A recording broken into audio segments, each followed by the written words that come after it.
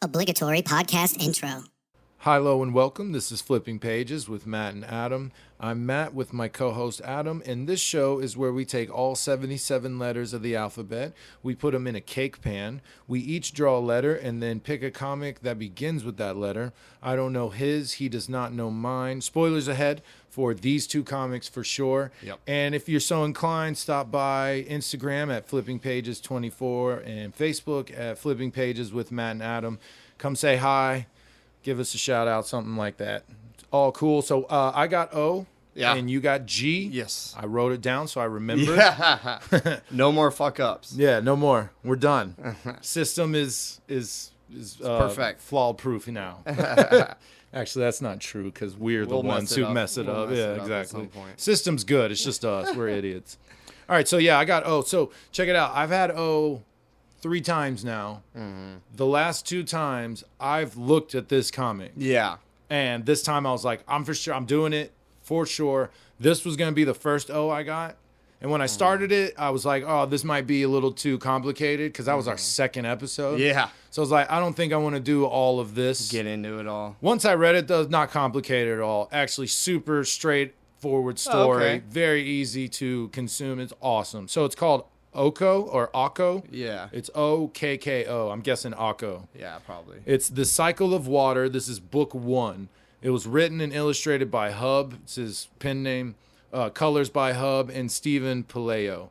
Okay. So he has a bunch of other ones. There's Cycle of Earth, Air, something else. There's Fire? like 2 other ones. Fire and then 1 other one. So it's all done by the same guy. They're all put out by Archaea Studio Press, except Cool. 1. I saw 1 of them. And I think it was just a paperback, not 4 issues, because Okay. each title has 4 issues. Uh-huh. So this one's 4 issues. One of them was put out by some other company, but mainly it's Archaea Press, the dudes who did Mouse Guard. Yeah. So, yeah, Cycle of Water, Hub. All right, so it starts out, and this is cool. It's the Empire of Pajan, Pajan. So Okay. just Japan mixed up. Okay. It is very obviously influenced by Japanese culture. It's old school. There's no electricity, right? It's medieval Right. fantasy Edo stuff. period or something. Yes, basically. It's heavily influenced by that. You can tell. They have some stuff that's not... Oh, what they said in some of the blurbs at the end was that their age of technology was like a few hundred years before our Okay. or Japan's age of technology. Okay. So like they're just a slightly more advanced, but still medieval Okay. fantasy, feudal type areas and architecture, everything basically. Okay. So it starts out with this dude. He rocks a mask. He's got a big red mask on, and he's a huge guy, and he's chilling with this geisha. She's sitting there. She's naked. She's all bad. She has this giant tattoo of a carp on her back. Yeah. So her name is Little Carp. That's what she goes by. Okay. So she starts taking her clothes off, and he's like, no, I'm not in the mood. He's looking at her, and he's like, I have to tell you something. He's like, but first, who is that on the tree branch out there? So she says, that's my little brother. His name is Tiku. Tikku. Tiku. Okay. He's like, so our family's all dead. He's the only family we have left. He vowed to protect me. He's going to grow up to be a samurai and watch over me, blah, blah, blah. I chose the life of a geisha for money and all that, right? Yeah. So he's like, as he's sitting on the tree branch, he gets messed with. He turns around. It's this short, little, fat, chubby monk who's like, hey, man, this house is ill repute. It's not a place for you, because he's like 13 or 14. Yeah, you can tell he's like, it's not a good place for me because I'm a monk, so Yeah. let's get out of here. Come on, let's go pray or whatever. Cool. So as they're gone, Nobaru is the giant with the red mask. Okay. He never takes the mask off for the whole comic. You Really? only see his mask. That's kind of cool. He's awesome looking. Check him out. There's not a full shot of him, but he's in there. Oh, yeah. And he is really big. He looks cool. So he tells Little Carp that you're going to have a kid in a few months. He's like, I don't know how or anything else. That's all I know is you will give birth soon. Mm-hmm. And she says, the midwife came by already. She would have told me if I was pregnant. And he's like, listen, there's powers beyond your kin. Like, listen, I'm just telling you what I know. Okay. So it cuts to Master Okko, who is with this man. And he says, this is the demon. There's this giant demon hung upside down with his head gone. Ooh, he looks cool. Yeah, dude, he's awesome. Got some long arms. Everything in this book is awesome. Like, the art's really cool. Nice. So he tells him, this is the demon that's been plaguing you. Don't worry. He's like, oh, how'd you take care of it? He's like, well, when he saw me, he lost his head. Ha, ha, ha. Give me my money. So the dude gives Lord Okko his money. He gets his shit, and he rolls out, and he's like, listen, we got a boat. It'll take you to your friends. You know, may the commies be with you. So he rolls out. So now it's night, middle of the night. All the Johns and the geishas are all passed out, sleeping in bed together. Nobaru is passed out with a little carp. And suddenly these pirates attack. And goes crazy. Nobaru hears it, and he runs off. He tells her, stay there. He runs off and hides. He's checking out what's going on. So they just start attacking the Johns. They're killing dudes, and they're gathering up all the geishas. So they're basically there to kidnap them. The wife run. Yeah. Grab what you want, boys. Boys, we only come into town once a year. Once a year. So Nobaru jumps down, and he's just fucking huge. So he's like, yeah, looking for geishas. They found me. Jumps down, ready to just fuck all these dudes up. He's got a giant spear with like a sword on the end of it. Yeah, I forgot what those are called. Naga something. Yeah. It says it later, and I don't know if I took something. some shit like that. I probably butchered it. Yeah, but that was terrible. Both of us. I didn't even get close to what I really wanted to say. I can see it in my head spelled out. Right, yeah. I think it comes up later. They mention it. So bad. Yeah, that's one reason why I didn't want to cover this. I'm going to just sound like a dumb southerner. As long as we... Nobaru. Yeah, as long as we Tiku. acknowledge it and let people please understand. Forgive us. Yeah, I don't think it's as big a deal. The story's great, and I just wanted to tell y'all about it. So sorry about the names. Please suffer with us. Yes, please. So anyway, Nobaru jumps down. He's like, let's go. He calls them bastards. Let's fight. So they all back up. And behind him is this giant, they call it a combat bunkaru, which is just a puppet. It's just a giant puppet. So, I mean, it's huge. It's like 12 feet tall. Yeah. So there's someone inside, like, operating it. Like, it's actual looks puppet. Like the destroyer armor from Thor to me, like an Asian version of the destroyer, like samurai'd out, basically. Yeah, the eye is similar, but he's rocking a big club and samurai armor. It's super cool looking. So he messes Nobaru up. He slams him. He goes flying through the building. He's there under all the rubble. So they're like, gather up the girls. Let's get out of here. Get the puppet back on board. So as they're sailing away, they're like, holy shit, look. And Nobaru comes out of the fire in the building in the rubble and just jumps off the dock at him and just gets riddled with like 8 arrows. So he is bleeding, falling down to the bottom of the ocean, just laying there, covered in like 8 arrows, just destroyed, right? That's awesome. So Lord Okko shows up in the morning, and he's like, I can't leave you bastards anywhere. So the relationship between them all is very cool. You could tell they've known each other for a long time. He's looking at dead bodies and destroyed buildings, and he's just like, I can't leave you guys alone for one night, can used I? to this shit. So Nobaru pops up out of the water, and he's like, I ain't seen you look this bad in a while. And he's like, don't worry about it. We'll take care of it. So they kind of tell him what's going on, and he's like, the puppet, the pirates here, like none of this shit is right. This is weird. This shouldn't be normal. Why do pirates have a giant combat puppet, first of all? And how are there no traces of anything? So they just took the girls and left. Oh, okay. So Tiku pops up, and he's like, hey, I need y'all's help. This is where it's going. He basically says, here's all the stuff I have in the world. Take it. It's like some fish hooks and a comb. Ooh. And Lord Okko's like, you're a peasant boy? Like, you think you could pay for me with this crap? Like, nah, man, get the hell out of here. Like, I'm sorry, but it's none of our business. Like, we were at the wrong place at the wrong time. We're rolling out. Yeah. So he's like, I'll give you my life. And Lord Okko is like, or Okko's like, oh, shit, really? Like, nah, man, you're too young, but I'll take it. He says something about the promise of a caterpillar is not binding to the butterfly. So basically saying, yeah, for now. You roll with me for now. Yeah. Go find your shit and get out, whatever. So he looks up at Nobaru, who's just like stared straight at him, and he's like, yeah, the big guy wants revenge too, so you're lucky. Like, all right, let's roll out. Let's go do this. You're rolling with him. Yeah, so he's like, you'll be in charge of the ship, meals. Your days are going to be long and your nights are going to be short.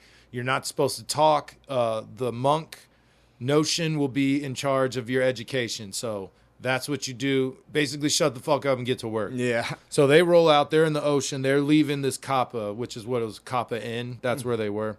So they roll out. They go out in the ocean. They find this like rickety, just little tower. And apparently it's where a kami lives. So the monk goes in there and Tiku's like, smells like fish. And he's like, watch your mouth, heathen. He's like, but it's a water spirit. Like, it's, of course, it's going to smell like fish. So, but he's like, just shut up. So this water spirit, they start praying and chanting. This water spirit pops up. And she has like the face of like a rooster or a chicken or a turkey, right? And she's just got the thickest hips ever. Oh, damn. It looks like the Madonna's or the fertility statues that they found all over like ancient America. Just super big belly and super Yeah. thick hips. Oh, for birthing. Yep. Yeah. That tracks. Yeah. Yeah. So they're basically the monk tells her everything. Hey, there's a girl that was stolen. She's like, the girl with the fish tattoo. I can see her life now. She's a daughter of the waters. What do you need? So the monk gives the kami some sake, and he's like, please help us. And she's like, I know where she is. She's a daughter of the water, so please save her. There's a glowing fish. Follow the fish. Okay. So they see the glowing fish, and or real quick, she's like, do you have anything of your sister's? And Tiku's like, yeah, her comb. So she's like, stick it in my super juicy hip. So he does it. That's when she's like, I can see her life. I just thought it was funny. That's awesome. So follow the bright fish and you'll find her. Okay. So they roll out. Now they're following a this fish that's lit up in the ocean. Till now it cuts to where all the geishas are. They're getting yelled at. They're telling them like, stand up. The trip's over. Wake up, get up. They were all drugged. So they didn't yell and scream on the trip over. So it's waking them all up. So now this short lady named Lady Bushida and this super, super tall woman, you don't see her face, but she's just cloaked in white robes. So they show up and basically they're looking for a specific woman. Lady Bushida walks right up to Little Carp and she's like, this is her. Ooh. This is the betrothed. So she tells her, listen, the main chick, the big tall girl, she was like, just trust that I don't want any harm to come to you. I need you. Get in the big clay pot so we can get out of here. So they put her in this big clay pot. That's what it is. Oh, my God. No, literally, yeah. It's got a family symbol on weird. it. It's got this circle. It looks like Manhattan's little forehead thing. It's a symbol on the outside of the pot. So the big tall lady tells everyone to leave except the geishas, and she's like, who's the prettiest here? No one answers. She's like, yeah, that's right. So she just slices them all up with a sword, kills every single one of them. Damn. So now there's bodies everywhere. The lady is walking out, and Little Carp is in the big clay pot. So now these guys show up. Okko and Nobaru, Notion, and Tiku, they show up. And they're following the fish there, and they're like, hey, it's going faster, let's go. So they find out where they are, and Tiku's like, oh, I've been here before. It's apparently really bad. Like, a lot of bad people. My dad never let me go in, and the monk is like, yeah, you shouldn't go in. This place is fucking horrible. Yeah. So they go up to this place called the Red Lotus, and it's just this giant gambling, prostitution. Basically, any delights you want to partake of is there. All the vices. All the vices. So as they're walking up, they see a carriage, people carrying this big cart, and the tall lady's inside. And the owner of the Red Lotus is like, hey, the priestess said that there's going to be calm seas, but not for long, so you should probably roll out now. So as they're walking up, Okko and Nobaru and all them pass them. And Nobaru bumps into someone and looks right at the clay pot, and he like won't take his eyes off it. Okay. And Akko's like, "Come on, let's go, Nobaru." And he's like, "Something about that pot." Yeah, he like, got the feeling. He knows, right? So Yeah. they go inside. The door guards are like, "Who are you?" He shows them all the money. He's like, "This is my sword bearer. I can't be away from him. He carries my sword." Basically, implies that he's a samurai, not a ronin, which is what he is. So a big samurai with his crew is like, "Oh yeah, okay, cool, yeah, go spend money, go have fun." Yeah. They're looking around. They can't find any seats, so they go find this dude who's gambling, or he's sitting by himself. They start gambling.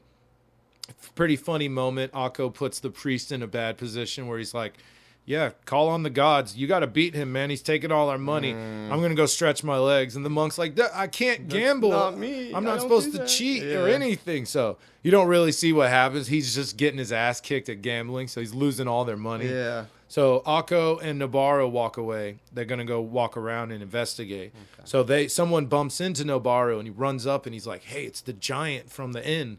Like, he's here. So all the pirates that are now not in costume, not in uniform, just regular, kimonos and shit. So they're gambling and drinking. They're like, oh, he's not getting away this time. Also, how the fuck did he survive? They're like, what the hell? Yeah. They're like, we shot him with like 8 arrows and the puppet destroyed him. I'll just say it right now. They don't go into it. The fool can't die, apparently. Nice. So they don't bring it up. I'm sure Wasn't it's he underwater for like an extended period of time? all night. Yeah. Like multiple hours. He heals, man. And I guess he just can't die. They don't go into it in these 4 issues of the first Cycle of Water book. But I guarantee you it's something has to come up. Because there's lots of them. Yeah. Like I said, the Book of Air, Fire, there's a bunch of them. They got to it at some point. They have to. Yeah. So they're wandering around. They find a restricted area. The guys are like, you need a lesson in reading. And they just beat the shit out of them. They're investigating. They find this tapestry hiding a hole in the wall. Akko's like, I can feel a breeze. Let's go back here. They have to climb down a ladder and all these stairs. So right when they walk in, real quick, the monk is losing all their money, and he keeps seeing the groups of ronins get up and run away. So he's like, that's the 3rd group I've seen get up. He's like, no doubt it's Nobaru. I guarantee you it has something to do with him. So they go downstairs, and now they find all these men cleaning up all the blood from the geishas. Oh, okay. And Akko's like, dude, the stench of death, I could smell it up there. He's like making a reason why he's down there. He's like, where's it coming from? Why am I smelling this? So he tips over a clay pot, sees a bunch of geishas, and he just starts berating the guy. What the hell's going on? Tell me what's going on. Nobaru's like, we passed a clay pot when we walked in. Little Carp is in that. I know it. I should have said something, but I didn't. They find all the other women in the pot. So now the owner rolls up with all his groups of ronins. And it's a cool little part where they start fighting and he's got this smirk on his face. And then the fight goes on and it starts disappearing. And then by the end, he's just got this horrified, like that little box right there. Just a horrified look because Nobaru doesn't even have his weapon. He had to check it at the door. He just grabs a clay pot and smashes it with them. And then he's using the broken edge of it to just slice everyone up. Akko's got his sword. He's fucking shit up. So they destroy it. Dude's freaking out.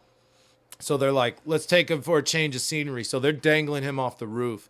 And they're like, start talking. So he goes into the story like, listen, I inherited this bar from my dad. My dad trained me to be the perfect bar owner and everything. It was great. He knew what it was. But right before he died, he was like, listen, this super tall chick is going to show up and you have to do what she says or she will fuck your world up, bro. She made me rich and wealthy. That's why you're going to be rich and wealthy is her. If she shows up, no matter what she asks for, you do it.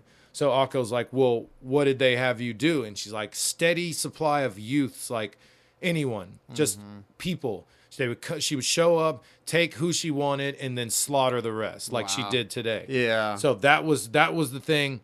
So they're talking about the samurais. Let me see here. Little Carp. Oh, he said, yes, you are right. The girl with the fish tattoo is in that clay pot, and she's being taken wherever they're going. Watch out for this lady, Bushida. She's the one who identified her and said, that's the one right there. So they basically say, oh, what was the mark on the clay pot? And he says, that's the mark of the Saturo clan, Saturo. And it's a very old symbol because the family has died out like a long time ago. So they're like, why is the symbol on the jar? Who are these people? So he tells them where they are. He's like, if you go, it's a week, sailing from here. Get going. You can catch them up pretty quick. You might be able to save her. Who knows what they're going to do with her?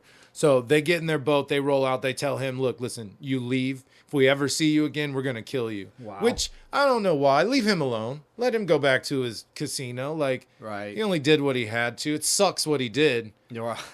And then he was dumping all the bodies in the ocean. So outside of the bar, there's just clay pots everywhere under the water, just full of bodies. So maybe fuck him. Yeah, he kind of sucks, right? Yeah, but he did it does. for the money because she pays super well. Yeah. So that's why she can just show up on a whim. Well, and his dad told him he had to do it. His dad had said, to listen, do it. Yeah. She's like 8 feet tall, right, and as skinny as a skeleton. So they've never seen her, but they know she's serious. Yeah. Okay. So they roll out. They go try to make it to another commie house where they can start praying again for a safe trip. The water's so bad, wave tips over their little tiny ship, and now they're all sinking. Okko watches his sword float down to the bottom. Noboru goes and saves Tiku, who's drowning, and you can see Nobaru's hands for a second. He's got basically claws.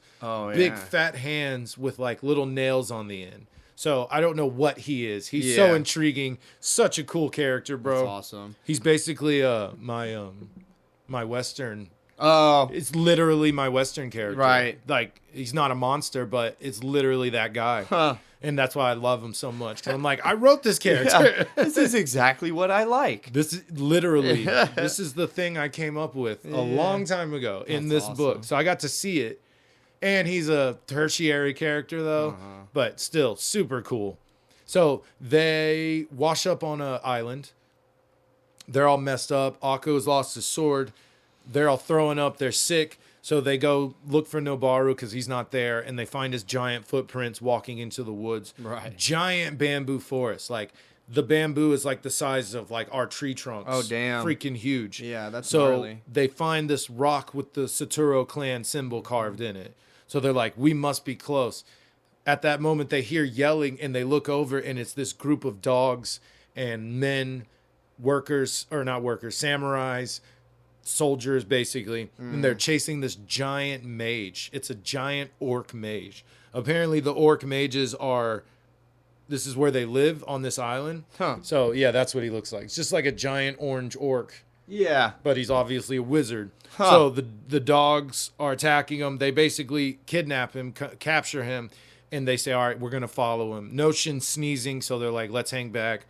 You find out Nobaru is just like the best tracker ever. Nice. So he follows them. They go around this ridge, and when they walk around the edge, they see this castle that's like floating. It's on a rock floating. Yeah, just barely, though. So this goes into Tiku being like, I didn't know stuff like this existed. Like, this is insane. And he's definitely hinting at future adventures because he's like, this is just one thing I saw in my adventures with Lord Okko and shit, right? So they go into this castle. They meet this giant dude and his wife, and they say, they give him some fine clothes to sit in, and they're like, yeah, 2 years, no one showed up. Our courtiers must be bored to death. They're like, we'll give them something to do. Also, I hear rumors. I know we're reclusive, but I hear rumors that our family is gone.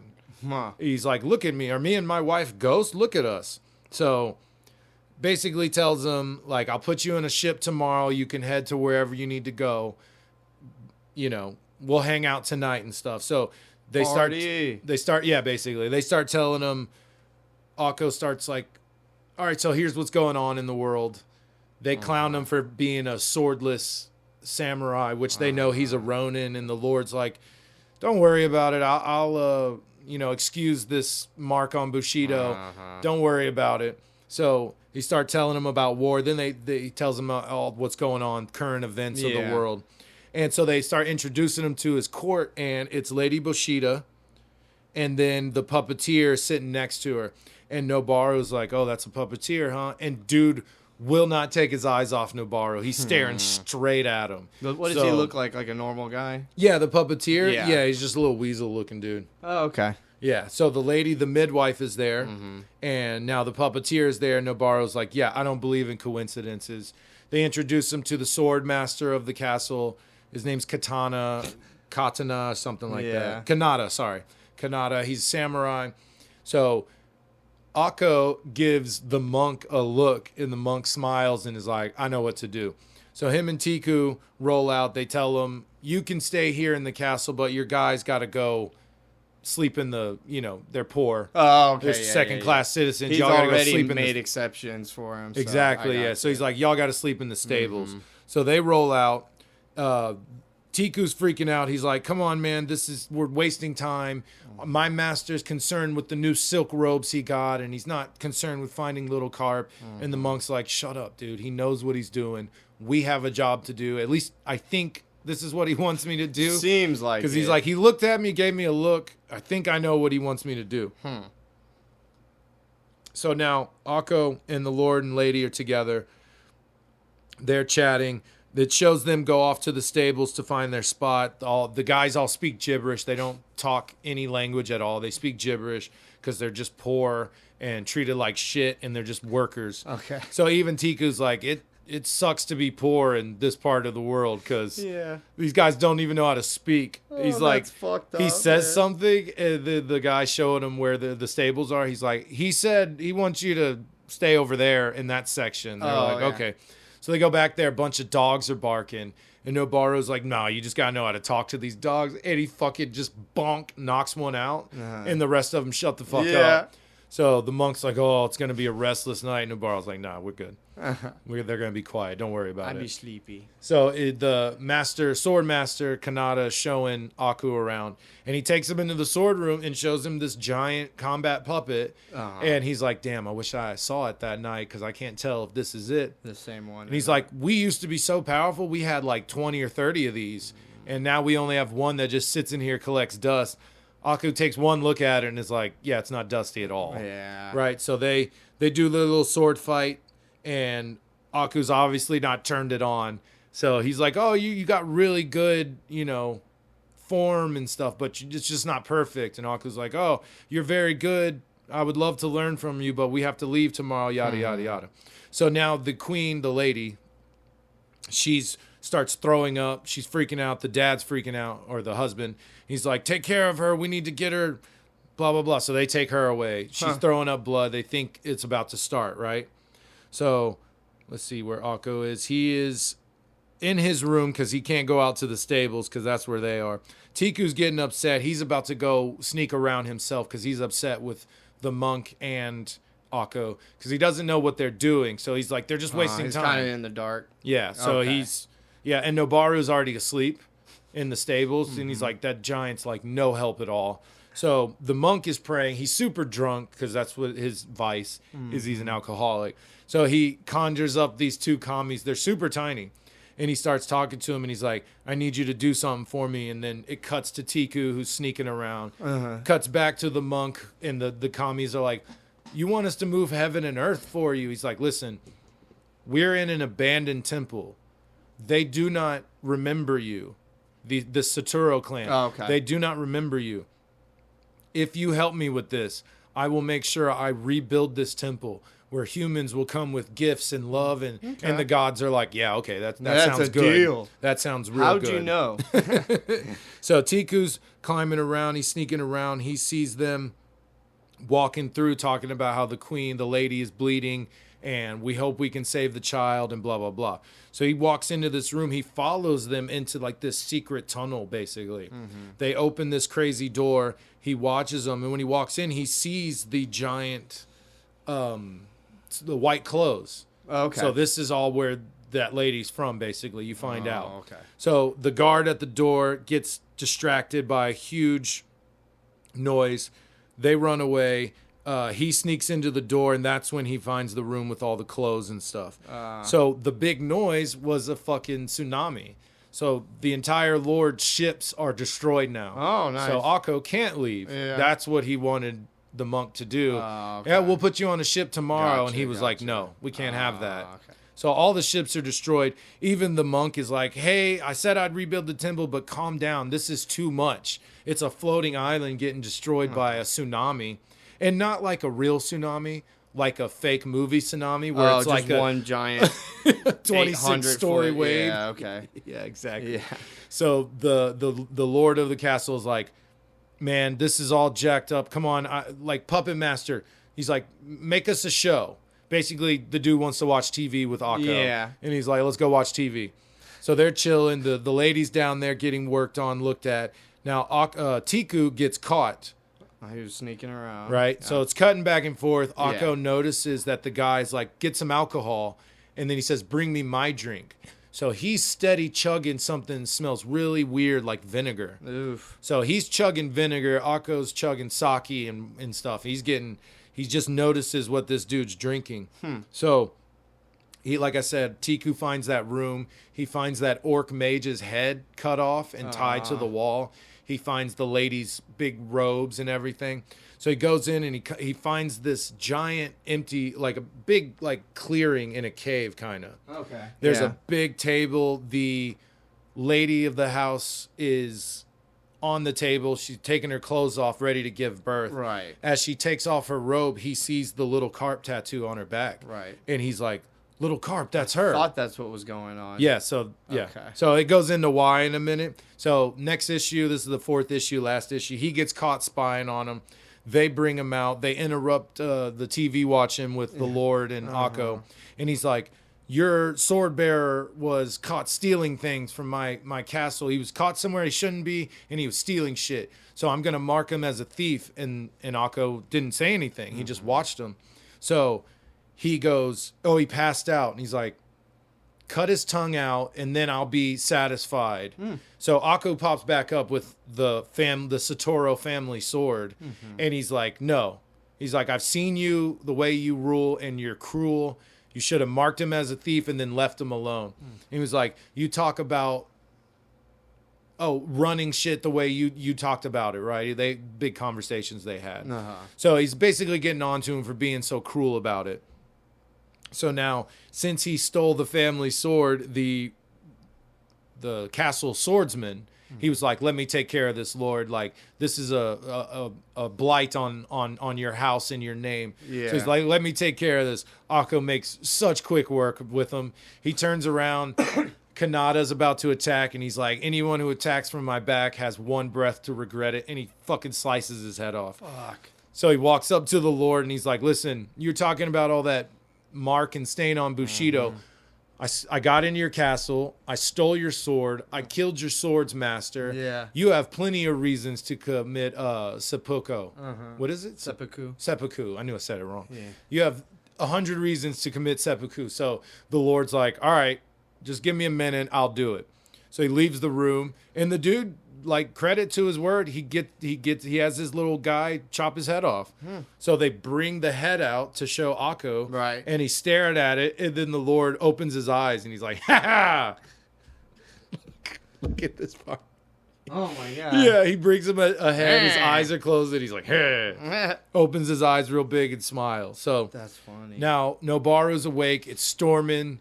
He's outside training. He's like punching a tree. Okay. Like training, and the monk is like, what are you doing? It's storming, get inside. And he's like, when you rest, your enemy trains. He's like, I'm the enemy.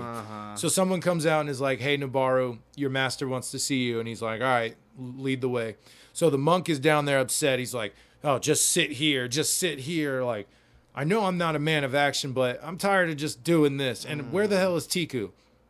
So cuts to Nobaru. He gets taken into the combat puppet room. And he's like, it's you. All right, let's get this done. So they start fighting. Big fight. Nobaru gets punched a few times, and he's like, that shit hurts really bad. Wow. This guy knows how to use the puppet and knows how to hurt. So he's like, let's change the game a little bit. So he starts running through the hallways, and he's, jumping up in the rafters, sneaking around. So he's like, movement. He must be tired. Like he's got to be getting tired in there. Right. And it shows him He inside. looks like an older guy. Oh yeah, the puppet master. Yeah. It shows him inside, and you can see he's like, I don't have a picture of it, but he's struggling Getting because worn he's got handles. He has to physically move. Yeah, so when you pull this, the arm is doing this, so it obviously has pulley systems. It's not Pacific Rim. His brain isn't Exactly. No, it's straight up ropes and strings and stuff. But it's a huge 8-foot puppet. So Nobaru hides in the rafter, swings down, and kicks him out through the wall down onto the ground. And remember, they're up on the freaking floating island. Floating little castle. So he goes far. Shows these men walking through the castle. They see someone pass them, and they're like, who is that servant? I don't think I've ever seen him before. And they're like, it's the servants, man. They all look alike. They come and go, man. Looks like they all had the same mom. So the guy walks around the corner. It turns out to be the monk. And he's like, so glad those idiots didn't recognize my costume. And you see like a water aura around him. So he's using the water spirits to okay. So he's got some magic in there. Yeah. He's definitely capable. He's got glamour. But he's an alcoholic, so he's probably not the best, right? Mm-hmm. So yeah, the puppet is down on the ground. Nubaru's fine, but he gets surrounded by samurai.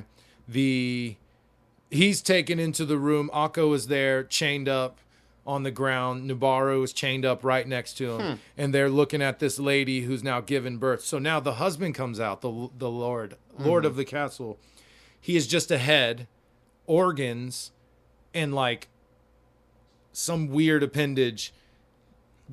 So he's just a head with organs. And like a gooey. It's got a name. It's a specific kind of ghost. Pingalata. Something. He says it to Nobaru. He says, "Our host are." Something. It starts with a P. Yeah. Basically means vampires. Yeah. But yeah, they have organs. Yeah. And they're able to float and walk or something on the organ. So they're able to get around themselves. Yeah, they float. So when the woman showed up to the Kappa Inn, she showed up. She was just her head and organs with covered by the by the robes. Okay. So and the orc mage, he used his body because they can put their head on someone else's body. Ooh, okay. And that's. The orc mages are big, and the Lord was big. So he was like, give me their bodies. He gets in, and now he's this giant dude. Gotcha. She wanted a good body, a perfect body. That's why she stole Little Carp's. Gotcha. So Little Carp is dead. Yeah. The body is being used for this lady. Big kerfuffle. They're yelling about each other. They're screaming. The Lord, she gives birth, and they said, right when she cries, we'll kill these two. So she gives birth, the baby's about to cry, and then an arrow goes through Little Carp's body. And you see Tiku up there with a bow and arrow, and the monk is standing there with a scroll ready to do some magic shit. Nice. So the lady is kind of crazy. She freaks out. She comes out of Little Carp's body. Oh, I see that. And they start attacking. Big fisticuffs, right? Big fight. He's doing some magic. He busts Okko and Nobaru's chains. Oh, nice. And so they're out. They're fighting. Big fight. They're fighting the Lord. The lady eventually gets Tiku wrapped up, and she's like, one more move and I'll kill him. And the monk walks up to the baby and just lifts his foot up, and he's like, don't think for a second I won't kill this thing you just gave birth to. And she's like, no. So the Lord now is on the ground, and he's like, recognize when we are beaten, my love. He's like, please come down here. Let us kiss one last time. So they're done for. The babies, he doesn't kill the baby. These two nasty vampire organ things start making out.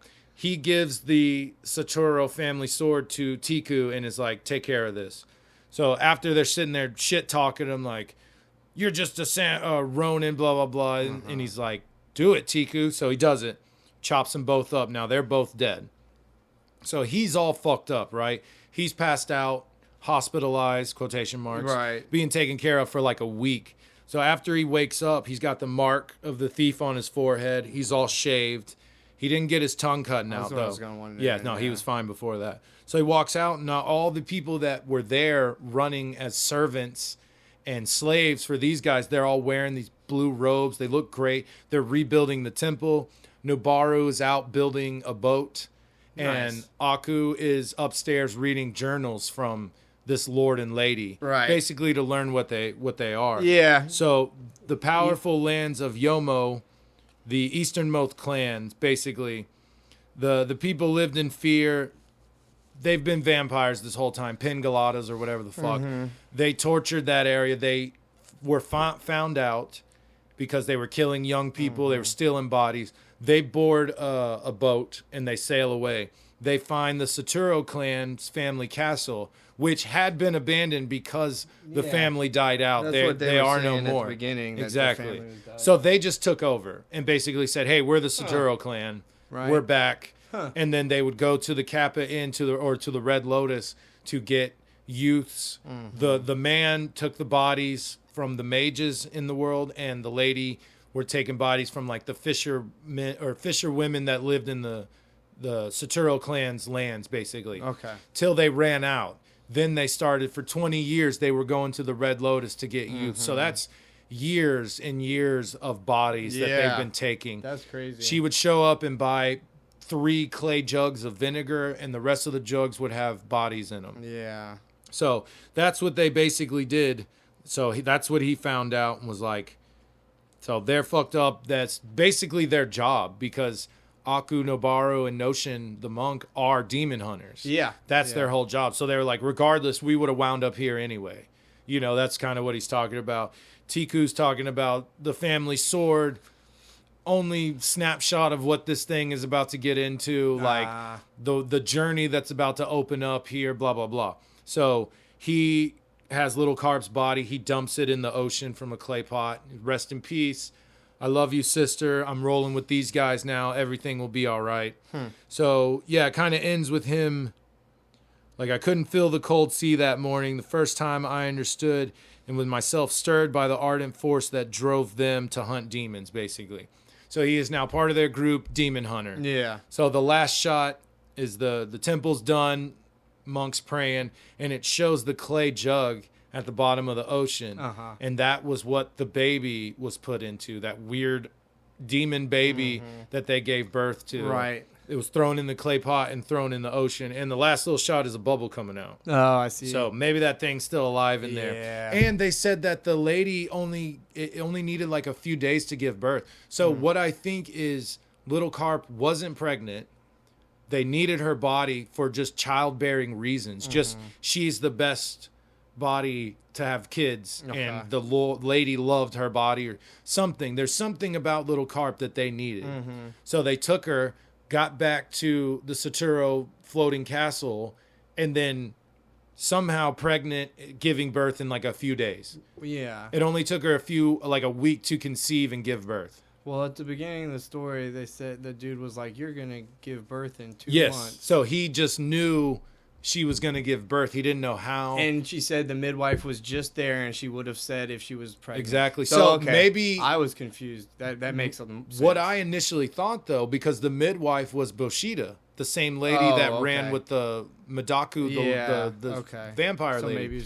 So maybe she knew Little Carp was pregnant. And just didn't say it. And then was like, no, you're not pregnant. And then, no, I'm going to come back and get her. She's about to have a kid. Right. Or if she was just the perfect oven for her weird vampire baby. Right, yeah. Either way, yeah, it sucks because I noticed it, and I would love to hear from this hub guy if this was true. But when Tiku walks in the room, he sees the orc mage's head tied to the wall. Yeah. Right above it, there's a girl's head. And you can't, it's really far away and not super clear. Exactly. But I'm curious, is that Little Carp? If he would have bothered to look up and seen it, would he have known she's dead? And then he walked in the room and found out, yeah, she was dead because the gross vampire lady has her banging body on. Yeah, yeah. You know, so. But yeah, dude, more of this. I'm definitely going to read this shit. It's cool. Like I said, pretty straightforward story. Yeah. It didn't get real convoluted at all. It was really simple while being great. It was a good story arc for 4 issues. And they're all 4 issues. So the Cycle of Air, 4 issues. Oh, okay. Cycle of Fires, 4. There's only one that's shorter, and it's just a paperback with 2 issues, I believe. And, oh, man, great stuff. Hub is apparently some French fella. Yeah. Doing Japanese fantasy, but it's awesome. Like, that's dope. It's probably like me. He's just like, hey, I love this stuff. Yeah. And I'm like, I do too. Bro. Definitely. You give me a giant undead monster in a red mask with a knife spear. Fuck yeah, I'm all about that. Sounds good to me. Yeah, dude. I always go for it. It's been a while. I did Young Master. So I was like, it's been a while since I did straight swordsman and stuff, you know? Yeah. Like Moving Fortress was fantasy. I say this is like light fantasy. Yeah. Most things were not magical because it was the gods. It doesn't rely on the magic. The main story doesn't really completely rely on magic, I guess. Anything supernatural besides, well, it's vampires. Yeah. And then he was able to ask the gods for help. I don't know if you would call that magic. Yeah. That's just a world where gods are interactive. It's just fantasy. True. Because I think Niobe, when I did that was straight fantasy. But very magic. I would call this light fantasy, though. And Moving Fortress, I call it super dark, heavy fantasy. Yeah, right. They call it something. Yeah, I don't remember. Fantasy, maybe? Dark or high? I think fantasy. high fantasy is a term. I don't know what it means exactly. Yeah. I'll look it up. But no, this hub dude made a really cool story. Really good 4 issues. I'm definitely excited to read the other cycles through. And I would love to see this as a freaking cartoon. Yeah. Like, give me a cartoon. Not a movie, but a cartoon. Dude, or just an anime of this would be sick, bro. Yeah. I would love that, because it's the faces. Here's our segment, How Were the Faces? They were great, man. I had no problem distinguishing anyone. They were expressive enough. They were great, man. The art was incredible. They were very expressive. Yeah, here, check it out, man. Look through. Just any one of those, you'll get a good concept of the art. But I liked it, man. Clear. I didn't have trouble finding out the panels, what's going on in this one. The fighting was clear. I could tell what they were doing, because, sometimes when they fight on a panel, it just gets messy, and you're like... Some people have different skin tones than other people, which is really a nice touch. Yeah. That's cool, dude. Yeah, I like it, actually. Overall, man, it was a fantastic read. I know I say it a lot, but definitely one of my favorites. It doesn't have a whole lot of detail, but all the faces do look different. Because if you have like a new comic, or you just started or something, and you might have scarce background. You're right. They did it well. Yeah. If that was the case. Not saying it was, not even something I noticed, but everything was done super well. The writing was great. It was clear, concise. Right. The art was incredible. The characters were awesome. Like, all 4 of them are interesting.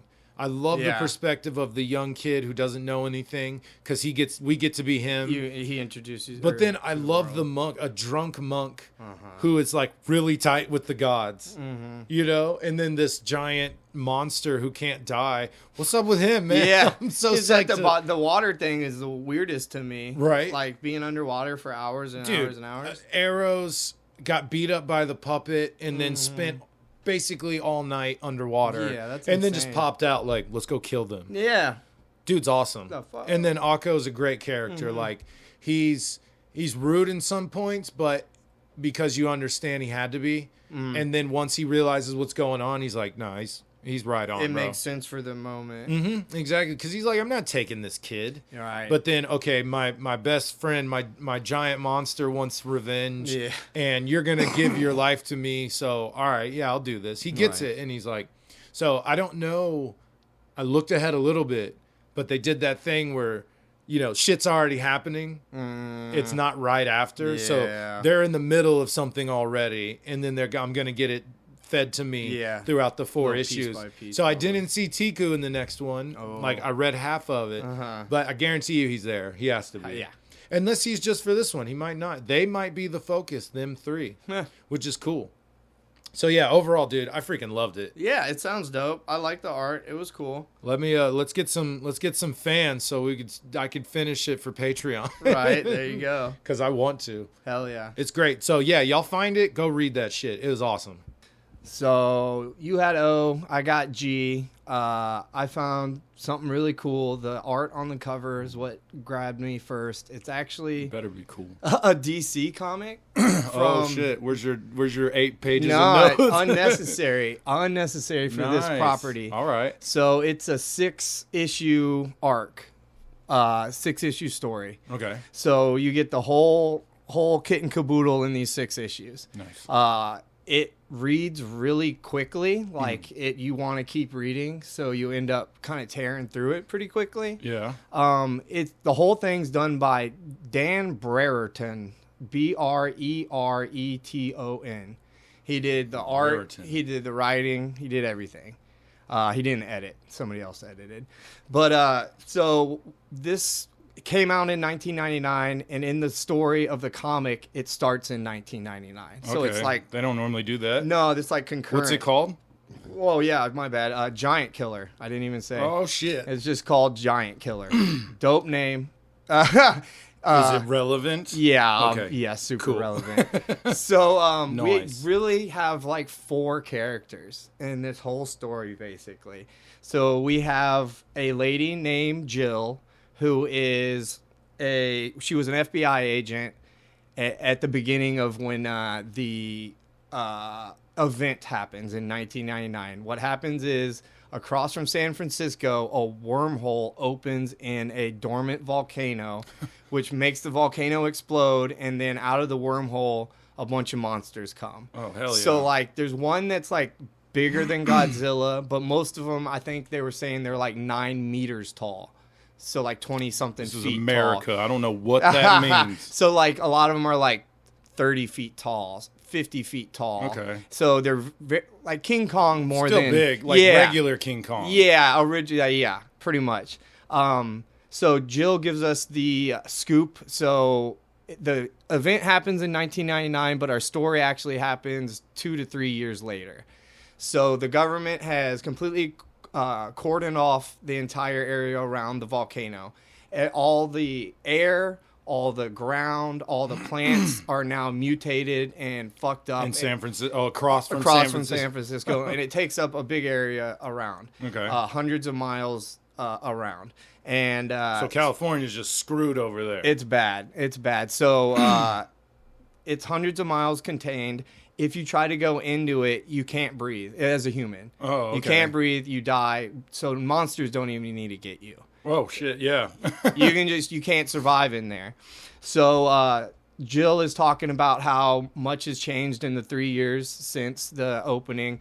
There's a monster out and doing stuff and nobody's freaking out. They're just like, oh, I'm going to be late for work or really? whatever. It's like a normal part. Yeah. So this first comic is just a complete intro to this world. It describes the wormhole opening, the monsters coming out, and then humans trying to figure out what's going on is the main thing. So a bunch of science people basically converged on San Francisco because it's very near to the area, and they all work together trying to figure out this mystery area. How to take out the monsters, how to fix the air. So the monsters haven't really left the area. No, they itself? mostly stay, like they'll come right out on the edge, but they seem to prefer their That's noxious nice air. of them. It's convenient. Yeah, very, that's for right? sure. So one of our main characters is a genetic doctor. He is, what was his name? Azuma, I think. He's a genetic scientist, and he combined human DNA with they're aliens. Okay. They say that with the alien DNA to make a hybrid. The military told him to do this because they wanted super soldiers that could withstand the air in the area, so they could actually send people in and take out these monsters without having to nuke the whole thing. Right. They don't want to have to nuke the whole area. So they try. I'll get to that. So it shows our main character, Jack. So there's two main characters, Jack and Jill.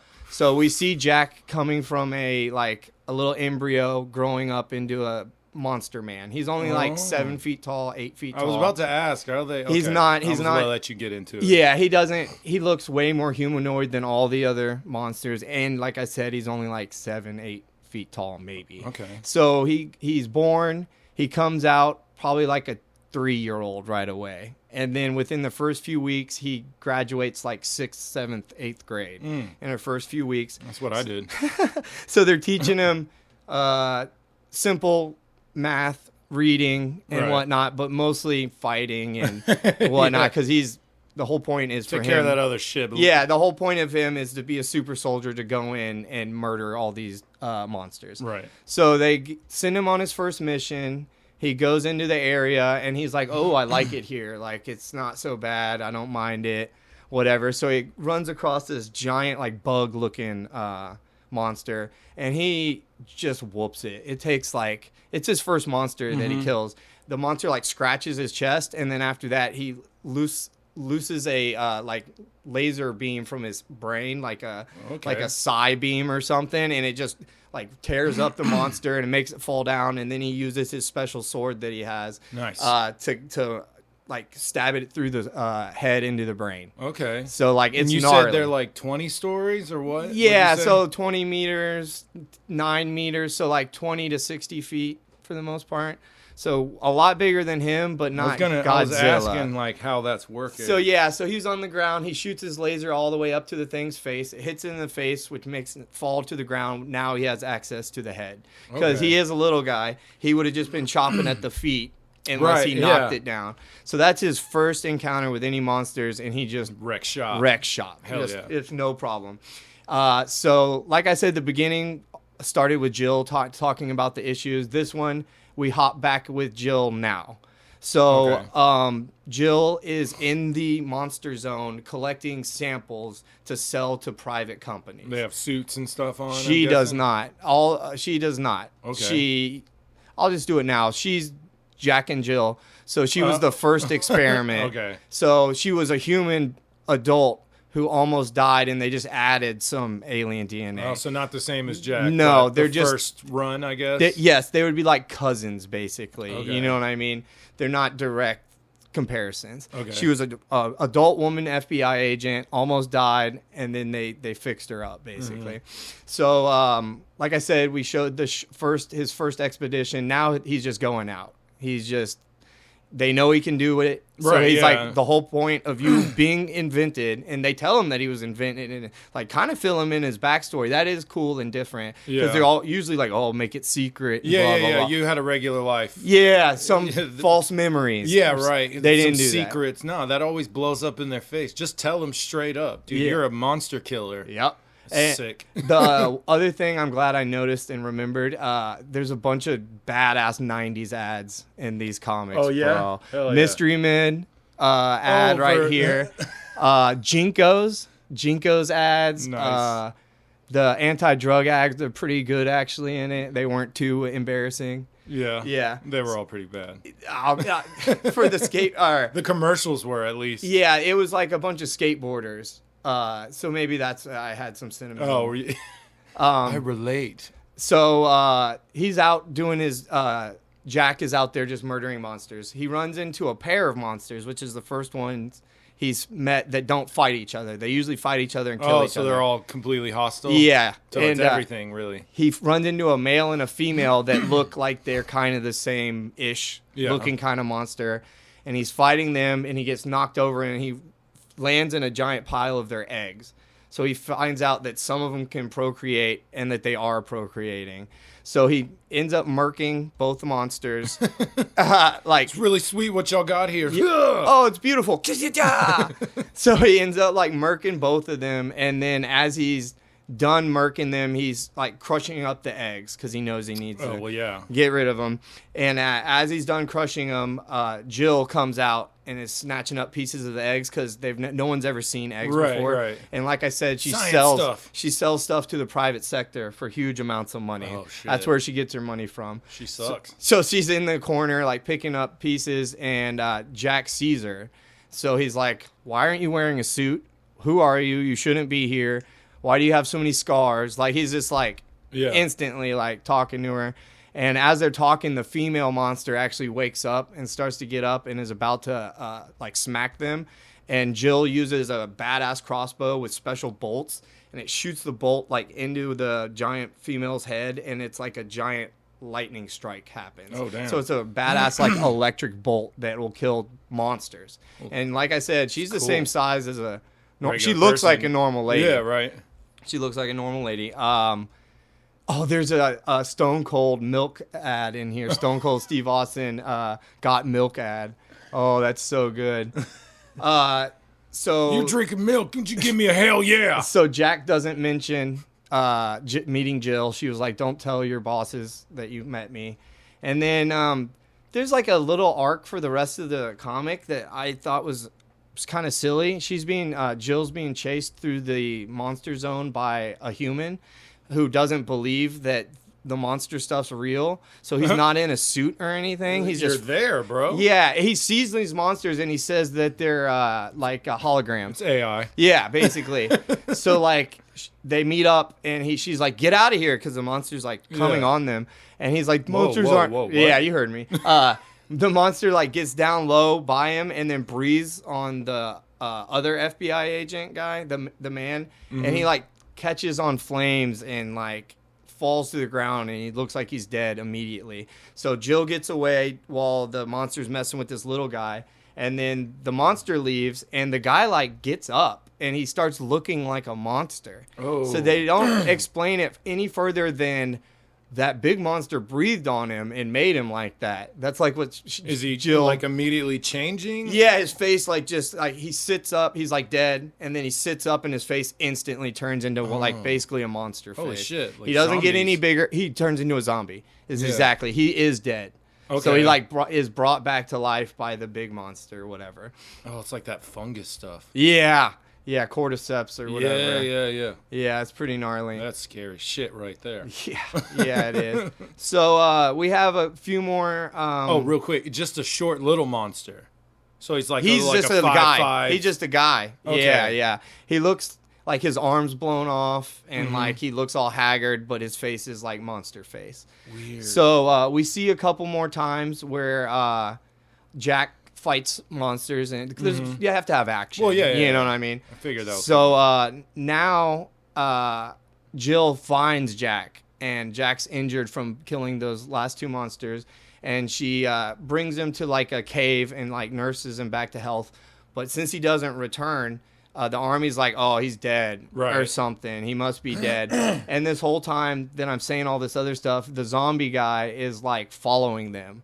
So he's like searching for Jack and Jill. And he's like kind of talking about how the dark god is coming and blah, blah, blah. I was waiting for a main bad Yeah, guy to exactly. pop up. The So- Dark God. Yeah. Okay. His actual name, they call him Roar. Yeah, he's the main I guy. think Dark God is cooler. Yeah, his name's Roar, or Jill called him Roar. Roar. So RAWR. XD. ROA, so like actual roar. Yeah. Not Rar. So in this comic, this is where Jill finally reveals to Jack the whole story. Like I told you the story already. But Oh, okay. Jack didn't know till this moment. So he's caught up with what we know. Yes, Okay. exactly. And as they're talking, the zombie man just shows up and he's like talking shit basically like we came to get you, blah blah blah. And they're like, what, you're a little dude, we're not worried about you. And then basically Cthulhu pops up behind him. So like he's one of the bigger monsters and he looks like Cthulhu basically. Does he? He looks Okay. badass. And so they're like, oh crap, we're screwed. So Is this Roar? no, not Okay. even. No, Roar is way bigger. So they like fight this weird Spoilers. tentacle monster, and they like just jump in the river, and they get away. And They couldn't beat the tentacle guy? No, it was too Some much. Big shit, okay. Yeah, they weren't ready. And what's his name was injured really bad. And he only just recovered. Oh, right, recently. So as they're getting away from the Cthulhu-looking guy, they run into a nice monster, and this monster's actually came through hundreds and hundreds of years ago. So he's actually been on Earth for like, I think he said 400 years or something. And he speaks English. Oh, shit. So he kind of fills Jack and Jill in on the monster side of things. Okay. Like weird, literally monsters. Like Is he just weird like aliens. Bigfoot? He looks badass. He looks like a mix between a cat and a dragon. He's a cat dragon. Let me see. Yeah, Turn yeah. it around. Yeah. me Check see it out. this. He's a badass cat dragon. Oh, he does look cool as shit. Yeah, he's like seriously like a giant cat dragon. He's like, what's up? My name's Dale. Yeah, and he's like a little smaller than a lot of them. Right. He talks about Well, he's been here hundreds of years. How? he was hiding the whole time in a cave, basically. He said he only came out to fly at night, and that was it. Okay. So he fills them in on the backstory. And like as they're talking, the zombie guy shows up again out of nowhere, even more messed up than the last time. And Jill's like, I'm done with this. So she picks up a rock and throws it at him and knocks his head off. She's like, I'm done. I'm not taking any prisoners. I'm done with this. His head gets knocked off and he starts talking more. He's talking more shit. I was waiting he's for that. he's like, the master's gonna get you. Like he's coming. Like y'all are screwed. And they're like, who is he talking about? And Jill's like, maybe he's talking about Roar. And the cat dragon's like, yeah, that's our like father basically. He's the master of all monsters. Okay. You call him Roar, we call him whatever, something else. Something not Yeah. dumb. So he kind of fills them in on the monster thing. All the other monsters came through first, and Roar was the last one to come through, and he got stuck. So like he's so big that the wormhole or whatever isn't quite big enough for him to squeeze all the way through. So Okay. he's stuck like up at the edge of the volcano. He's just kind of hanging out at the edge of the volcano. All right. Yeah, and at this point, Jack is like, all right, I gotta go fight him. Like I gotta go kill this guy. So Kill this fat bastard. so the cat dragon takes Jill and they leave and they try to get away. And as Jack is going towards Roar, he gets attacked by another monster. So he has to fight this little guy and he messes him up bad. He's pissed and he's like in alpha mode basically. Okay. And so like right when Jill was about to get dropped off with the military and get out of the way, another monster grabbed the cat dragon and they end up fighting and they both die. Oh. So the cat dragon saves Jill's life Oh, and cat sacrifices himself for her. Poor cat dragon. Pour Yeah. one out for cat dragon. Right. So that was all through issue 5. This is the last issue. Jill, like I said, is away from the danger zone, basically. Mm-hmm. The military's like, we're going to have to nuke because they still don't know. They want to so bad. Yeah, they're You like know they do. really trying. And then so the last issue is a lot of explaining who Roar is and how he got stuck and blah blah blah. And then I'm just picturing like a giant monster half hanging out. Yeah. And he's just kind of like just simply chatting with the other Right. monsters. He's like, yeah, so then I got married. yeah, And then nobody goes near him because he'll kill monsters too. Oh, so he doesn't care. he's an angry dad. Yeah, for real. I So just pictured him like drinking coffee, like talking to him, like so my third wife, right now. Listen to he's this. stuck. He's like in the Exactly. same That's spot. what I mean. Just yeah. like I can't go anywhere. I might as well chat That's with y'all. so good. So Jack gets up there, and then we see a perspective shot of what Jack looks like next to this dude, and it's literally like a human next to like maybe even bigger than Godzilla. Roar. Yeah, Roar. You got a picture of it? Yeah. Let me see. Come here. That's like what most of like this part that's sticking out. That's his front half. And look, there he is. There's Jack down there. Okay. So Jack's smaller than his So fingernail. he's not fat at all. He is a giant red beast. Yeah, red demon dragon Yeah, looking that's thing. exactly what it looks like. So he's like trying to fight him, and he's like, how the hell am I going to be able to fight this dude? I'm too small. He's too strong. And he realized, well, he seems to hate this lava. He just hates it. It must actually hurt him. Mm-hmm. The lava must be so strong that, or he's weak to fire or something. I Right. don't know. So what he does is he like goads him into basically trying to follow him down into the volcano more. So like he's still kind of stuck in the wormhole, but he's Right. like crawling down. He's big enough to move around. Yeah, and move stuff, around right? some. So he's chasing Jack down the cone of the volcano. Okay. And Jack's using his laser beam. He's trying to use his sword, all the stuff he's learned, and it obviously isn't helping. It's not really doing anything. So Jack ends up hitting the lava at the very bottom, and as he hits the lava, Roar shoots out like a bunch of lightning to try to kill him or something, and then like boom, backfires, and he gets straight up sucked back through the portal. Okay. So immediately, as soon as he's gone, blue skies over the terrible monster area. Humans can immediately go in. There's no signs of the little tiny flying vulture monsters. Yeah. So I think all the monsters are completely Disappeared? gone. Completely gone instant. As soon as Roar It's went weird. back through. It's almost not like they were like physical beings. It was like a power of So it his or says something. they were actual aliens. Well, yeah, from they're somewhere. fighting them. So, Yeah, but that's like mothership type stuff. it's weird. They're like connected or Yeah, because you destroy mothership, all the other ships fall. But these are living, breathing creatures. Yeah. Which they just disappeared. They didn't melt. They're gone. Or, They like, literally disintegrate. instantly everything Just was poof. gone. Wow. Like weird. the Okay. Thanos snapped them almost. Yeah. Okay. So friggin' of It's course. like, well, y'all aren't chilling there if I'm not there. Get back here. Yeah. Like brought him back. Let's do faces real quick. This whole comic looks like they spent 8,000 hours painting it. The art is amazing. The faces are good, but like I Holy said, crap, most of the yeah. characters are monsters and whatnot. And Does look Jack like and Jill, paintings. it does. It's maybe water. I don't know what it is. It's beautiful. And so the faces are dope, amazing. There's not a whole lot of characters, so they don't have to have a big variety of faces, Right. whatever. So Jack, of course, did not die. He like crawls out of the volcano, which I was like, oh, he's gonna be dead because Yeah. it's the 6th issue. Like they'll kill him. Yeah, right. Jill will be fine. So like Jill finds him and they walk out and they like run into the military, and the military is like, oh, I guess it's good they actually met each other. They were able to help or whatever. And she goes, this is my brother.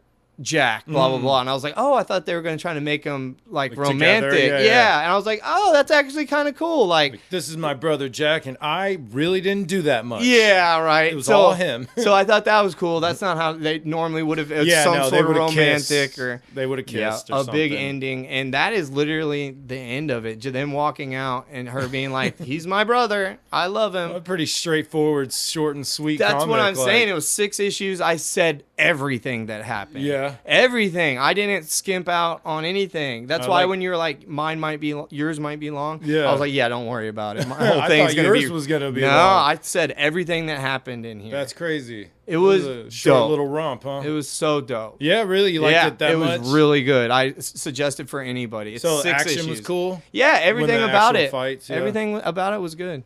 The monsters look great. Yeah. That cat dragon Character looked hardcore. designs were dope. They were very good. I'm going to check out the art afterwards. Yeah, you I need wanna to. see it because the small glimpse I saw was crazy. It's dope. So what, like watercolors painting or Yeah, something? it's some sort of painting. Y'all see it on YouTube. Yeah.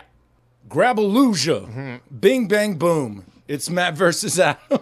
It's time. So this segment, we take a character generator online and we see who would win in a fight between the guy or gal that he gets and I get. Yep. We got Marvel, DC, video games, and cartoon characters, and I believe we're doing video game, right? That's correct. All right, so let me see who I got here.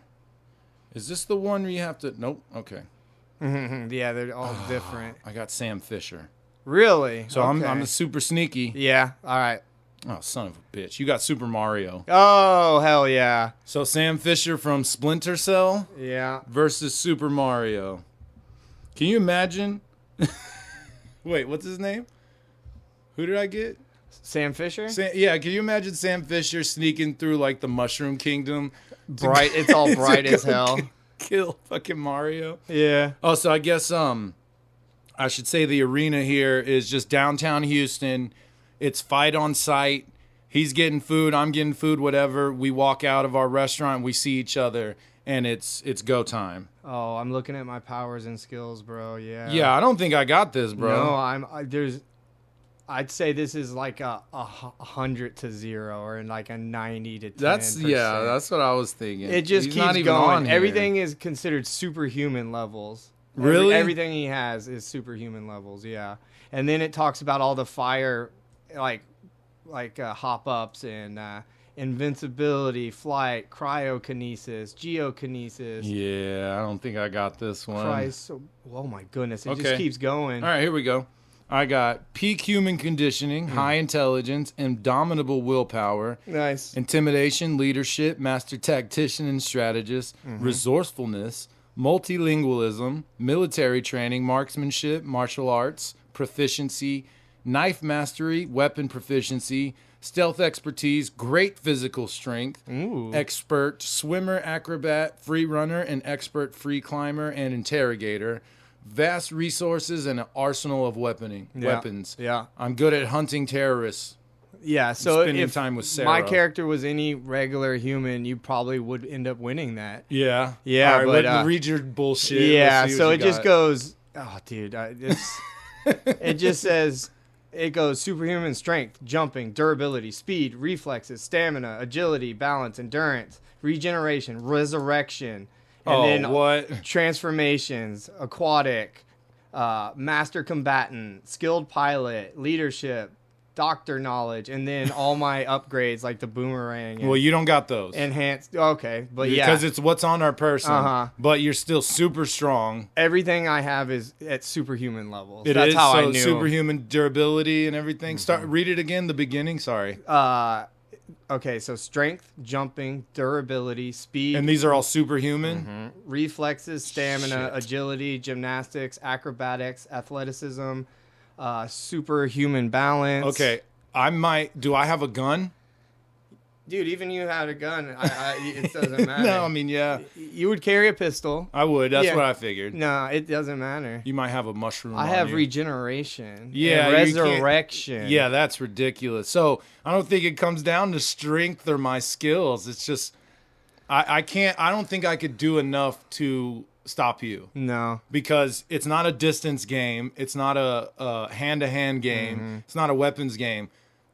me fist fighting, me shooting, and me stinking around to break your neck, it doesn't seem like any of it's going to work. Just way too powerful. Damn it. All right. So, yeah, I don't mind that. Mario takes fucking Sam Fischer. Yeah. I was thinking we were going to get 2 regular people again. Yeah, I was hoping we got some crazy characters. Oh, right. Have a crazy epic battle. Yeah, but that's just Mario just smoking the Splinter Cell guy. As soon as I saw the powers and skills list had a really long scroll down, I was like, oh, yeah. And you don't think there's any percentages where I said 90-10. 90? Okay, so I might be able to break your... But you resurrect. That's what I mean. So, how many times do I have to do that before I still give you 10%. Because you if are a it's badass. If it's immediate resurrection, I'm not winning. But if I break your neck and then I chill for a minute and you don't come back, then that's a win. Right. So, yeah, maybe a few. I think Mario's just too strong. He is. You're also tiny. You're going to be jumping around everywhere. Right. You're going to try and jump on me. He's supposed to be normal human height. Is he? Uh-huh. Everything else is just weird proportions. I thought they were just tiny. We talking Bob Hoskins from Super Mario? Because I'll kick the shit out of Bob Hoskins. No, what was it? The cartoon that had him in it. He was like, the old Super Mario cartoon, the super racist one. The newer one is what I was thinking of. What was it? Wreck-It Ralph, maybe, or something that he was in. Was he in Wreck-It Ralph? I know Sonic in there. Oh, they just had a Mario movie. What am I talking about? Yeah, that's what I was thinking. I don't know if they're regular size. I thought he was. Maybe. Well, we also had a fight with Bowser where I cleared pretty easily just because how strong Bowser is. So if that's Mario's bad guy that he's been whooping on for 100 years now. Yeah, pretty much. So yeah, I don't think Fisher guy. I'll give that one to you. Yeah, Mario clears it for sure. Yeah, for sure. Damn, come on, Fisher. You caught up. He's just though, not superhuman at all. No. Like he's just a regular, super skilled regular guy. You're whatever the hell you are. God, apparently. Who knew? I guess so, right? All right. All right, so that's 1817. Yeah. Yeah, all right. I don't mind that. I'm not far behind. Yeah, so it's fine. We good. We good on that. You caught up. All right, so we are on Instagram, Facebook. New episodes released every Monday on all podcast platforms. Videos on YouTube. We just had a special last episode. I don't know if we'll have that YouTube video up, but eventually it'll get there, or maybe not. We don't care. Well, we could do just an We'll audio do something. on there. Yeah, if we needed could. to. It's just covers, really. That's all we really need. True. But yeah, so this YouTube video will be out, like I said, every Monday. So next Monday, this will come out. If you've been liking, subscribing, all of that, thank you very much. That is the easiest way to help us out is rate, review, like, subscribe. You know all the buttons you got to hit for us. We truly appreciate it. And very much so. And also, I tried to say honestly and also at the same time. So also, if you're just listening, we appreciate that very much. Yep. That's why we do it. So that's this episode. We'll see y'all next week. Y'all have a good one. Bye.